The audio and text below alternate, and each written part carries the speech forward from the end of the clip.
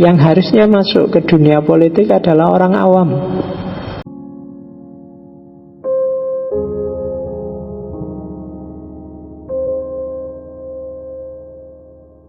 Oke, jadi peradaban akan bergerak dan dinamis kalau ada saling imbang antara dimensi hayawaniyat dan insaniat. Ambisi, hasrat, keinginan harus hidup. Kalau ini mati, tidak jalan peradaban. Masa lalu, masa depan, masa kini ini dialog terus menerus dengan pemandunya akal.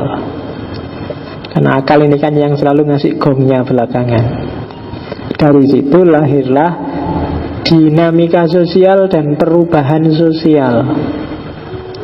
Hanya saja nanti ada agak beda sikap antara orang barat dan orang timur dalam menyikapi dinamika sosial. Ini bisa kamu debat, cuma mungkin Ibnu Khaldun melihat biasanya, keumumannya. Kalau orang timur itu cenderung mengabaikan masa kini karena dia jatuh cinta dengan masa lalu. Ya kan? Kayak kamu, wah dulu Islam yang dulu jaya, enak, kan gitu. Dulu, selalu dulu. Orang timur selalu dulu. Kamu selalu ingin, seandainya kembali ke masa kecil dulu, ya kan, kamu selalu begitu. Khas orang timur itu. Jadi selalu memimpikan kembali ke masa lalu. Itu orang timur. Kebalikannya kalau orang barat. Kalau orang barat, enggak. Jadi dia melihat masa kini demi masa depan dengan bekal masa lalu. Tapi kalau orang timur suka dengan klasik, suka dengan yang lalu-lalu. Bahkan yang lalu nggak enak itu loh kamu mimpikan. Kayak apa jargonnya Pak Soeharto itu loh, piye kabare le penak zaman kita. Itu kan masa lalu sebenarnya. Dan masa lalu itu memang romantis. Sehingga setiap orang banyak yang mimpi kembali ke masa lalu. Kamu kan sering, wah zaman kecil dulu ya, nggak ada listrik, nggak ada lampu, adanya cuma radio yang hanya lagu dangdut dan nasi daria, terus kamu kan seolah-olah ingin ke sana lagi. Sekarang sumpek, sekarang nggak enak, kan selalu begitu. Bahkan pada saatnya dulu kamu caci maki Pak Soeharto, sekarang kamu rindukan lagi. Kamu gimana Pak? Enak zaman Soeharto dulu kan? Ya iyalah. Nah, aku ditanya gitu ya tak jawab ya wis. Enak zaman Soeharto dulu karena zaman Soeharto dulu Soehartonya cuma satu. Kalau sekarang Soehartonya banyak.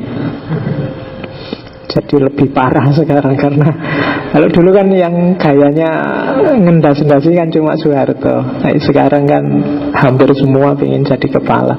Jadi Soehartonya banyak ya lebih nggak enak pasti. Nah, kalau orang timur, ya kalau orang timur itu punya ideologi bahwa hidup itu naik turun ke atas. Jadi kadang di atas, kadang di bawah, selalu punya gini. Dan kamu, kalau orang Jawa menyebutnya cokro manggilingan atau apa kan gitu. Jadi muter hidup ini kadang di atas. Tapi beda sama orang Barat. Kalau orang Barat itu ideologinya progresif.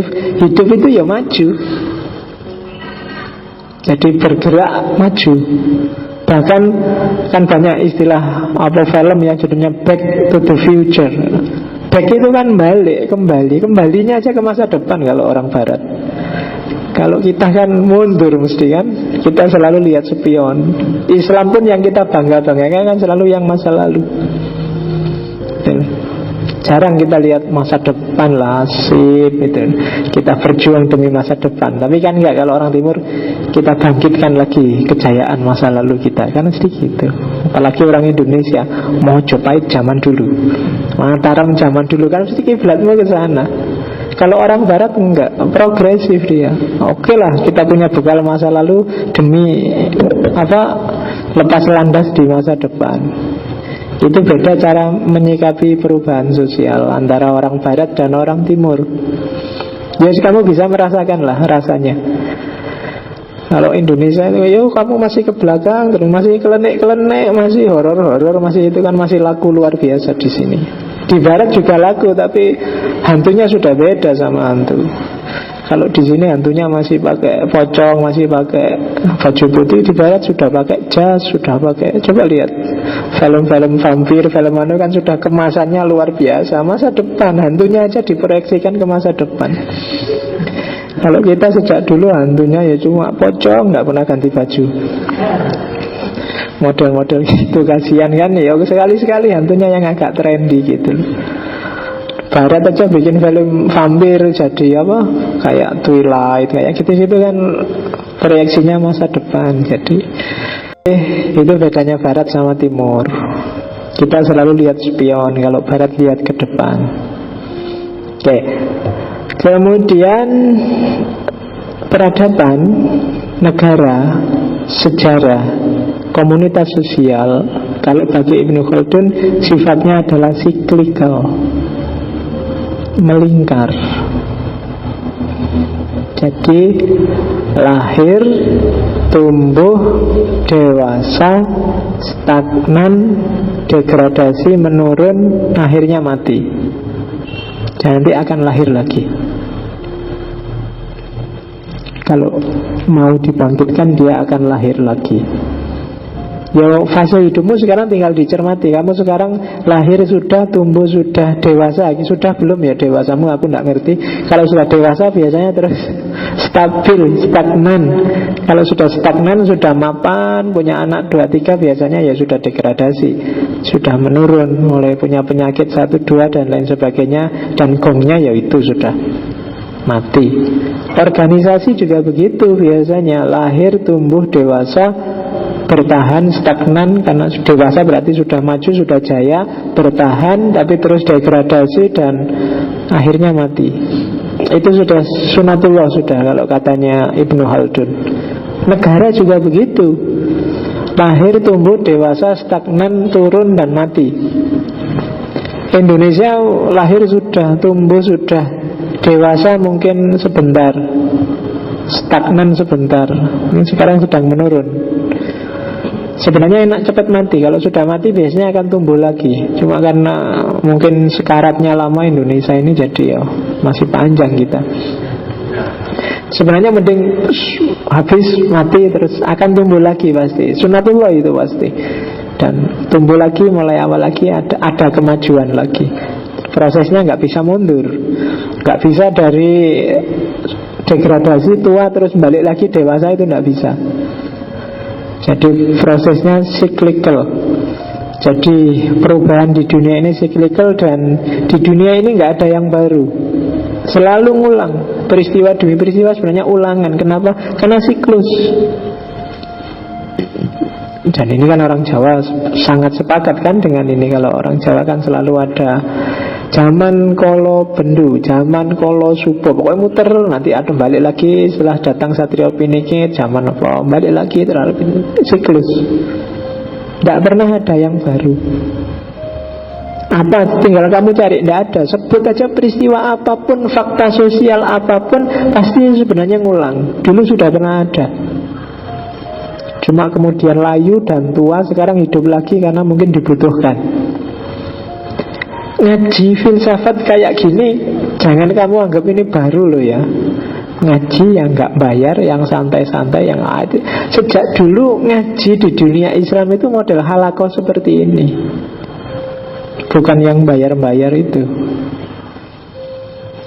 Jadi ini tidak baru. Ya mungkin judulnya baru, tapi fakta dan fenomenanya itu sebenarnya fakta dan fenomena lama.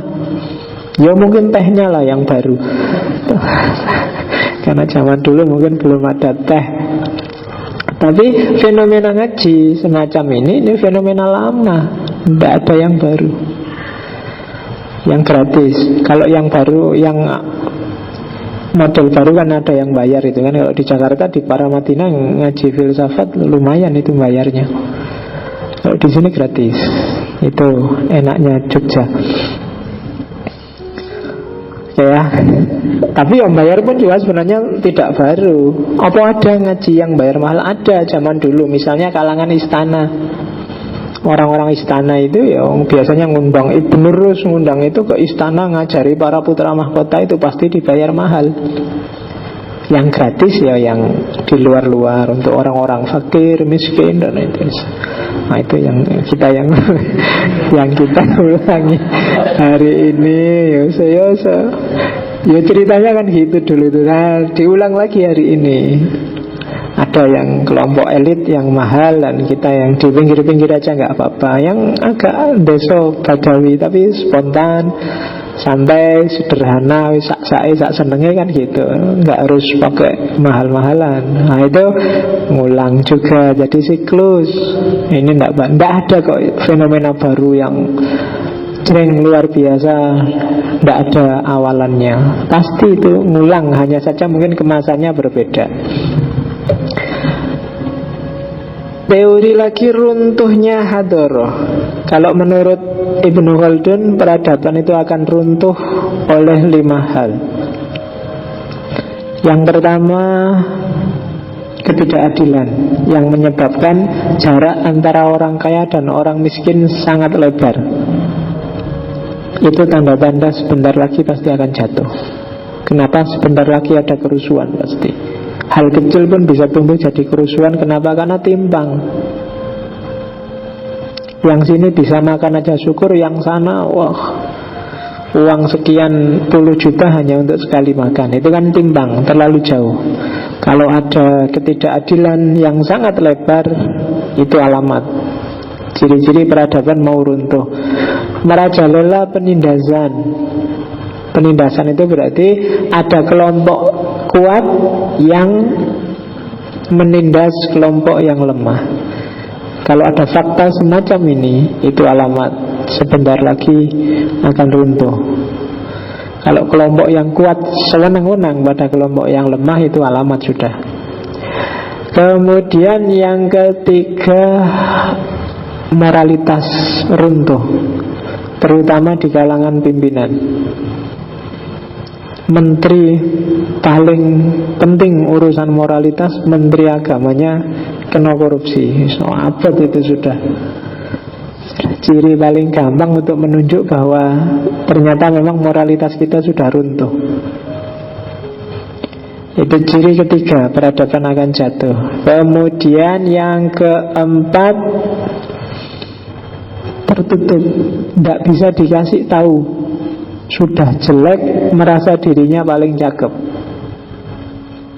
Jadi kalau ada peradaban yang tidak bisa dikasih tahu, nggak bisa dinasehati, malah orang-orang yang ngasih nasihat, ngasih tahu disingkirkan, itu alamat sudah.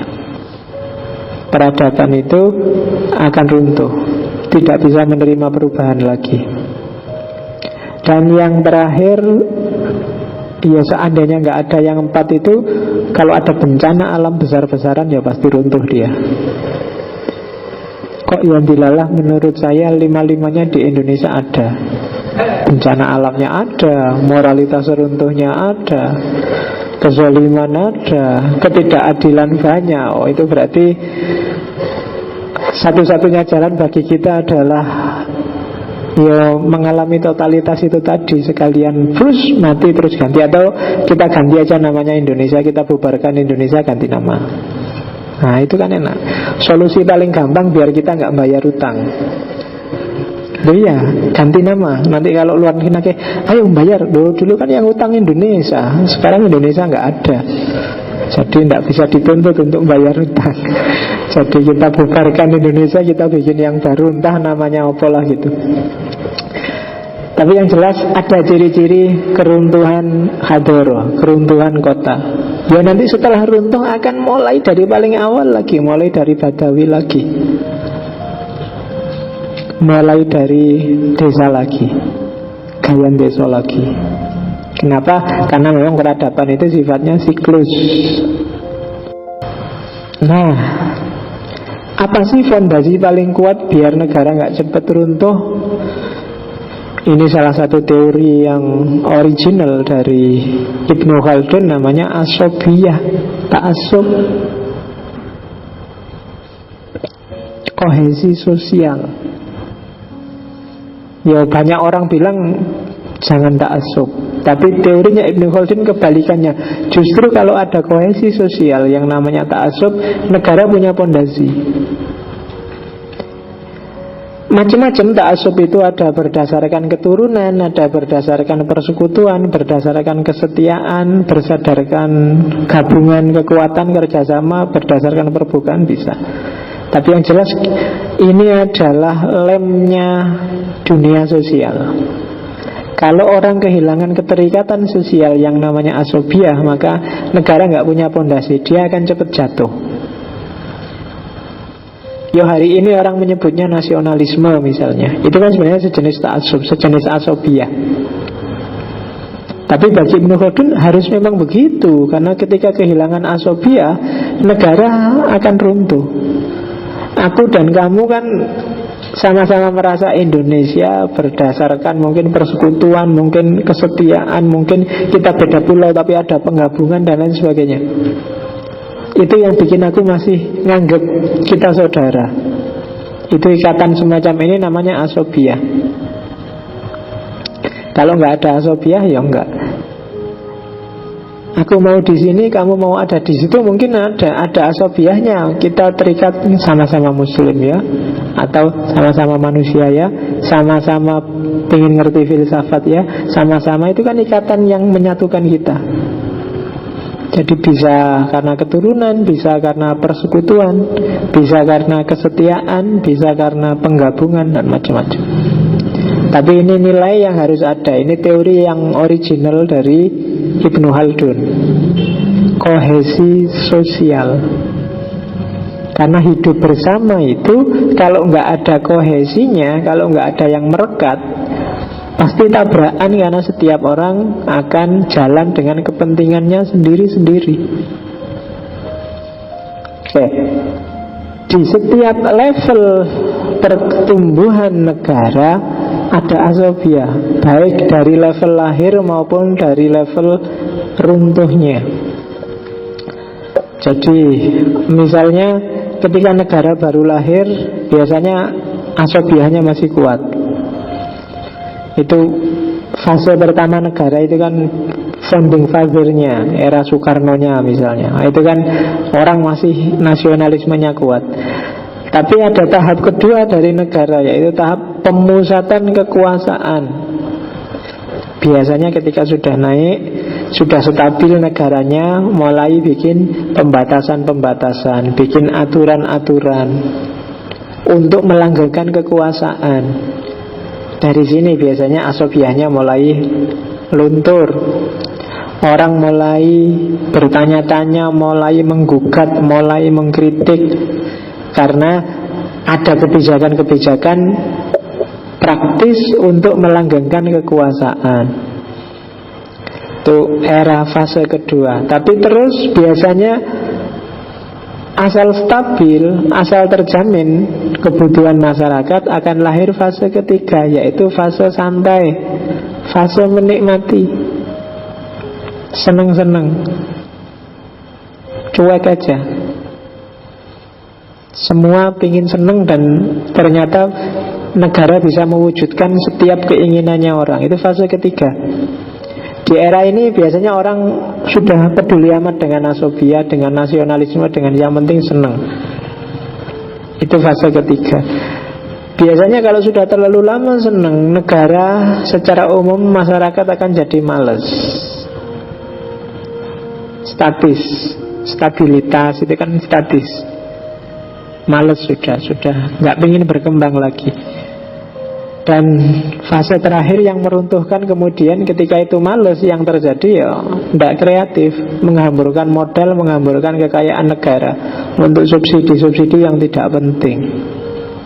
Dan itu awal sudah, pada akhirnya akan runtuh. Karena asobiah sudah lemah, negara lemah karena masyarakat dan aparatnya malas, sumber daya alam, sumber daya sosial diperas terus menerus, habis sudah, pada akhirnya negara akan runtuh. Itu siklus perkembangan negara kalau menurut Ibnu Khaldun. Jadi dari lahir, kemudian menata kekuasaan, kemudian santai-santai, kemudian malas, kemudian menghamburkan kekayaan, dan yang terakhir runtuh. Indonesia ada di fase mana saya nggak tahu. Mungkin kita secara bersamaan ada di fase 3, 4, dan 5. Kita sekarang santai, males, dan menghamburkan kekayaan. Kalau nggak percaya, lihat di jalan-jalan, lihat di dealer-dealer berapa banyak motor, berapa banyak mobil yang terjual dalam 1 bulan. Oh, itu kelihatan bahwa mungkin sebenarnya kita ada di 3 fase terakhir itu. Kita sedang santai, males, dan menghamburkan sumber daya. Hati-hati kalau memang kita ada di situ, berarti kita akan runtuh. Entah bentuk keruntuhan apa yang akan kita alami. Ini sebenarnya siklus. Ya, puncaknya siklus pertama ya mungkin zaman Pak Harto itu 98 itu akhirnya. Dimulai lagi di era reformasi dan sampai hari ini. Mungkin sebentar lagi ada siklus-siklus lagi. Kalau orang Jawa percaya siklusnya itu panjang-panjang. Ada yang bilang siklus itu 500 tahun. Zaman apa, dan seterusnya. Jadi ini pemerintahan kalau ingin tidak cepat runtuh, apalagi negara yang punya agama seperti Indonesia ini, perhatikan 8 prinsip. Yang pertama prinsip syariah, undang-undangnya. Yang kedua prinsip al-mulk, penguasanya. Yang ketiga prinsip rakyat, masyarakatnya, rijalnya. Kemudian SDA-nya, al-mal. Kemudian pembangunan dan administratif, al-imarah. Dan yang ke-6 al-adl. Yang ke-7 al-mizan. Dan yang terakhir pertanggungjawaban. Jadi undang-undangnya jalan, presidennya bagus, masyarakatnya kondusif, patuh, sumber daya alamnya berlimpah, harta kekayaan negaranya berlimpah, pengelolaan negara governance-nya bagus, keadilan tampil, kemudian kriteria mizan. Jadi mizan ini pemerataan, dan yang terakhir penguasanya bertanggung jawab. Kalau ada 8 ini ya tinggal menunggu puncak kejayaan. Presiden yang bisa berjanji melahirkan 8 ini cobloslah besok bulan Juli, kalau ada yang sanggup. Ada yang sanggup menegakkan konstitusi, menjadi pemimpin yang bagus, menata masyarakat, menyediakan sumber daya alam, sumber daya negara secara berlimpah, keadilan dan pemerataan, dan pemerintahnya siap tanggung jawab. Kalau ada yang kayak gini, katanya Ibnu Khaldun, pilihlah, negara akan maju. Terus secara umum kemudian penyebab runtuhnya negara hanya ada 2, yaitu faktor politik dan faktor psikologi. Ya, faktor politik itu habisnya asobiah. Orang sudah tidak punya lagi kepedulian dan loyalitas terhadap negara. Kemudian karena dia merasa tidak dilindungi oleh negara. Dan yang kedua, faktor psikologis. Kalau pemerintah dan rakyatnya sudah nggak ngerti apa-apa selain nyari kesenangannya masing-masing. Sudah nggak ngerti perjuangan, nggak ngerti tirakat, nggak ngerti usaha. Yang ada adalah semuanya menuntut hak untuk senang-senang. Kalau 2 ciri ini ada, ya kita tunggu aja bareng-bareng. Itu Ibnu Khaldun. Terus ini kriteria presiden, kriteria kepala negara kalau menurut Ibnu Khaldun yang bagus. Yang pertama, dia harus bisa jadi penata, penengah, pemisah, dan hakim, bukan provokator. Bukan yang ada di luar kelanjang terus tiap hari bilang prihatin. Tidak butuh itu. Dia harus bisa benar-benar memutuskan. Hakim itu kan memutuskan. Pemisah kalau ada konflik, penengah segala persoalan dan penata. Cari orang yang punya karakter itu. Dan ya, jabatan kepala negara itu adalah jabatan yang natural, alami. Terus kepala negara dia harus superior, unggul baik fisik maupun mentalnya.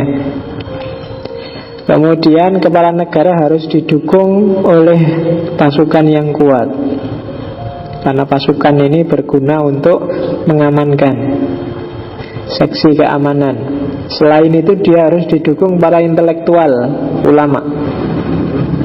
Secara pribadi dia harus berilmu, adil, mampu, sehat, dan dari keluarga terhormat, keturunan Quraisy dalam bahasanya Ibnu Khaldun.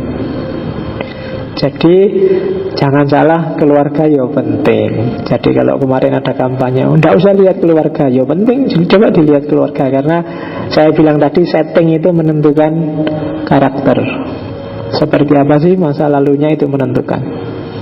Kalau para ulama dulu menyebutnya ya harus keturunan Quraisy, maksudnya keturunan dari keluarga yang terhormat, bukan keluarga yang rusak. Oke, terus ada beberapa yang menarik dari Ibnu Khaldun kalau dalam cermatan saya. Yang pertama adalah, kalau bagi Ibnu Khaldun, ulama yang sejati itu pasti dia jauh dari politik. Tidak mungkin ada ulama kok seneng politik. Kalau ada ulama seneng politik, itu perlu dipertanyakan intelektualitasnya. Ulama bukan cuma kiai loh ya. Ulama itu intelektual, cendekiawan, filosof. Ini agak antitesis dengan yang kemarin-kemarin. Mahasiswa itu sebenarnya juga kelompok intelektual. Kalau bagi Ibnu Khaldun harusnya nggak suka politik, karena sangat jauh berbeda dunia intelektualitas dengan dunia politik. Intelektualitas itu dunia ideal, kalau politik itu dunia yang pragmatis. Politik itu ngurusi detail kecil-kecil, kalau intelek itu ngurusi hal-hal besar yang kuliah dan amah. Intelektual yang sejati nggak akan suka dengan politik, karena politik itu trik dan pragmatis. Jadi teknik. Kalau intelektual itu kan ngurusi ideal, ngurusi yang universal, yang besar-besar, ngurusi yang umum-umum. Begitu intelektual masuk ke politik, pasti kacau. Kenapa? Bukan bidangnya. Jadi ulama jangan jadi politikus. Kamu yang mahasiswa, yang intelek jangan jadi politikus. Yang dosen, yang guru, yang harusnya jangan jadi politikus. Bukan bidangnya. Kamu turun derajat sebenarnya. Karena politik itu dunia teknis, dunia beres-beres, tata-tata, pembantu rumah tangga. Kalau ilmuwan, intelek, ini dunia yang ngatur, dunia ideal. Oke, kebalikannya, harusnya kalau menurut Ibnu Khaldun secara psikologis, yang harusnya masuk ke dunia politik adalah orang awam, orang biasa, bukan orang unggulan. Jadi kenapa harus orang awam? Orang awam itu orang yang pikirannya bisa fokus pada hal-hal yang kecil. Beda sama intelektual. Intelektual itu biasanya mengabaikan hal yang kecil untuk berpikir hal-hal yang besar. Padahal politik itu butuh orang yang ngurusi hal-hal yang kecil, bukan hal-hal yang besar, yang teknis, yang operatif. Jadi kalau kalian pengen jadi politikus, malah kalau pakai Ibnu Khaldun jangan kuliah, ngapain kuliah? Malah di sini ada fakultas ilmu politik. Nah itu malah agak itu ya. Ilmu politik berarti tidak melahirkan politikus, tapi orang yang ahli bidang politik. Itu loh. Dia levelnya intelektual. Jadi milih caleg itu calegnya yang awam. Jadi kalau ada caleg-caleg, jangan milih yang dokter, profesor, DRS, intelektual, itu pasti nggak bidangnya, mesti kacau. Jadi cari yang, kan ada tukang becak nyalek, ada itu biasanya lebih fokus dia. Itu loh, tukang becak. Terus artis, nah, artis asal ngurusi dunia keartisan kan dia akan fokus di situ, teknis keartisan. Jadi, itu teorinya Ibnu Khaldun. Silahkan kamu dalami lagi. Kenapa kok dia lebih prefer yang awam, lebih layak jadi politikus. Jadi bukan yang ahli, apalagi yang militer, apalagi yang intelek, apalagi yang golek wong biasa-biasa aja. Karena ini butuh orang yang, itu loh kalau istilahnya, orang yang berenang di samudra yang, kalau orang awam itu kan fokusnya ya kalau renang ya renang aja, piye caranya cepet nyampe di pantai kan gitu. Tapi kalau orang pintar kan pikirannya bisa macam-macam.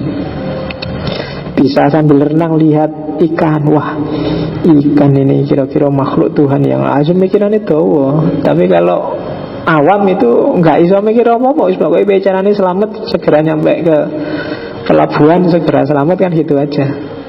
Nggak terlalu banyak pikiran. Dan dunia politik cocok untuk orang-orang seperti itu, bukan orang yang pikiran itu. Kalau terlalu banyak pikiran kayak kaum intelektual, ya akan tidak ada kerja politik. Yang ada rapat-rapat dan debat. Kalau isinya cuma rapat dan debat, ya negara ini nggak kopen. Akhirnya kamu bayari orang untuk rapat dan debat. Ngapain?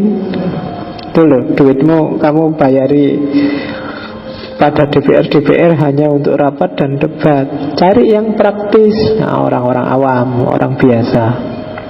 Oke. Terus ada yang menarik dari Ibnu Khaldun juga menurut saya, perilaku bangsa yang kalah. Biasanya orang kalah itu suka niru bangsa yang menang. Kayak orang timur yang mengidolakan barat, itu sebenarnya mentalitas orang kalah. Jadi karena kalah kan kamu lihat pokoknya naik barat itu mau ngapa-ngapain pantas saja. Tapi kalau orang Indonesia nggak pantas.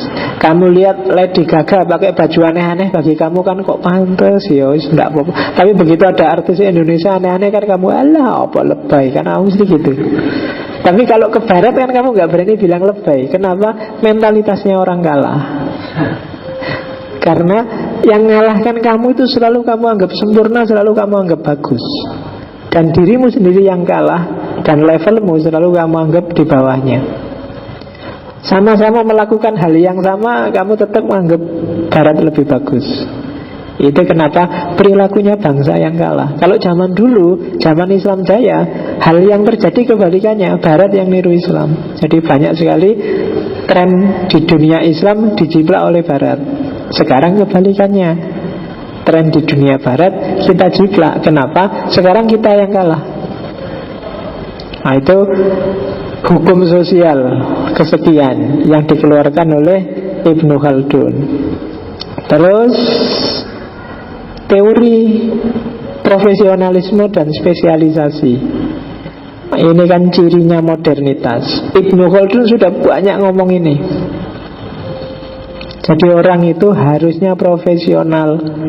Nggak mungkin orang bisa multi profesi, orang bisa multi talent, multi ilmu. Kalau katanya Ibnu Khaldun, pasti ada salah satu yang menonjol. Bahwa kamu mungkin ngerti banyak ilmu, tapi pasti ada yang kamu yang menonjol sekali, yang harusnya disitulah profesimu. Tidak mungkin orang bisa punya double profesi, tidak mungkin orang punya double talent secanggih-canggihnya kamu. Nah, itu profesionalisme. Ini nanti yang dijiplak oleh barat. Jadi ya mulai sekarang kamu juga cermati dirimu masing-masing. Kira-kira bakatku apa ya, profesi besok apa. Itu kan awalnya dari situ. Keahlianku harusnya apa. Ya di kampus kamu dikasih banyak mata kuliah, tapi dari sekian banyak itu pilihlah salah satu.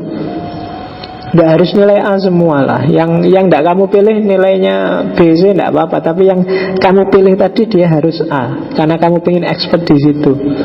Itulah profesionalitas. Jadi menurut saya daripada IPM 4 tapi podo-podo kabeh, itu mending 3 lah, tapi ada satu yang A terus. Misalnya bidang filsafat Islam A terus, karena saya pengen ahli di filsafat Islam, Pak. Nah, kayak gitu. Bidang apa kamu harus A terus, karena kamu pengen expert di situ. Itulah profesional. Jangan jadi generalis. Kalau pakai nasihatnya Ibnu Khaldun. Kenapa generalis itu nggak laku kalau hari ini? Karena hari ini adalah zaman spesialis. Dokter umum itu bayarnya lebih murah daripada kamu ke dokter spesial. Semakin spesial dokter semakin mahal. Kalau kamu sakit mata ke dokter umum paling 5.000, 3.000 di puskesmas. Tapi kamu ke dokter mata itu bisa 250.000. Jaraknya jauh. Apalagi dokter spesialis mata kiri, wah tambah mahal lagi itu. Jadi kalau sakit mata kiri apa kanan? Ya kiri, nah, cari dokter spesialis mata kiri. Hari ini zaman spesialis. Jadi kayak gini loh. Kalau misalnya kamu saya pengen ahli di bidang filsafat Islam, Pak. Kalau kamu expert di situ aja dan nggak banyak orang cepat ingat kamu. Ayo kita bikin seminar tentang filsafat Islam. Coba ya pembicaranya ya. Kalian langsung ingat, temanku itu dia ahli filsafat Islam. Kan ingatnya cepat. Tapi kalau kamu generalis, kamu diingatnya belakangan. Meskipun kamu pinter, temenmu mesti filsafat Islam. Ini, dia tidak bisa sedang acara-acara. Alis terpaksa dia jalan, dia apa-apa bisa kok. Mesti gitu. Generalis itu pilihan terakhir. Maka biar kamu pilihan pertama, jadilah spesialis. Itu teorinya Ibnu Khaldun. Oke, terakhir muka-mukaddimah ada kalimat bagus. He who find a new path is a pathfinder, even if the trail has to be found again by others. And he who walks far ahead of his contemporaries is a leader, even though centuries pass before he is recognized as such. Jadi yang menemukan jalan baru adalah seorang pelopor, seorang perintis. Meskipun jejaknya harus ditemukan lagi oleh orang lain. Dan ia yang berjalan di depan orang lain adalah pemimpin. Meskipun lewat berabad-abad sebelum dia diakui sebagai pemimpin. Maksudnya apa? Kalau kamu kreatif, menemukan hal yang baru, maka kamu adalah seorang pelopor. Meskipun temuanmu nanti mungkin gak sempurna, akan disempurnakan orang lain, tapi pelopornya tetap kamu. Jadi kreatiflah. Yang kedua, kalau kamu ada di depan orang lain, maka sebenarnya kamu adalah pemimpin. Meskipun nggak ada satu orang pun yang ngakui kamu sampai berabad-abad. Tapi kalau kamu ada di depan mereka, berarti kamu pemimpin. Kamulah leader yang diikuti oleh mereka. Karena follower itu kan mesti di belakang. Jadi untuk bisa di depan mereka, jalannya ya tadi, kamu harus menemukan new path, kamu harus kreatif, punya ide baru, punya gagasan baru. Meskipun nanti orang tidak ngakuin kamu, orang menyisihkan kamu, atau orang menyempurnakan temuanmu, tapi kamulah sang pelopor itu. Dan ini ditaruh di belakang di bukunya Ibnu Khaldun, karena di dalam hidupnya dia banyak mengalami diskriminasi, beberapa kali di penjara, dituduh, difitnah, dan digelapkan karyanya. Tapi bagi dia yang penting aku punya karya, maka aku pelopor. Dan beneran kan pada akhirnya dia pelopor banyak sekali disiplin ilmu yang dikenal oleh orang modern. Dia pelopor sosiologi, dia pelopor filsafat sosial, dia pelopor historiografi, demografi, dan macam-macam. Meskipun banyak orang Islam tidak kenal dan menyisihkan dia, toh pada akhirnya ada yang ngangkat lagi. Jadi kalau kamu pakai kata mutiara ini, berkaryalah, tidak akan sia-sia karyamu. Di level apapun, termasuk di levelmu sekarang. Jangan menunggu besok Pak kalau sudah pinter, besok Pak kalau sudah lulus. Enggak, kalau ingin berkarya sekarang. ya sesuai levelmu. Karena kalau nggak kamu mulai sekarang, kapan lagi? Dulu berat kalau kamu mulai besok-besok. Semakin lama urusanmu akan semakin banyak. Kalau kamu selalu cari argumen pemaaf bahwa belum pinter, ya kamu tidak akan jalan, tidak akan jadi sampai besok. Nah, itu amanat terakhir saya sebelum sesi filsafat Islam tradisi Timur dan Barat saya akhiri.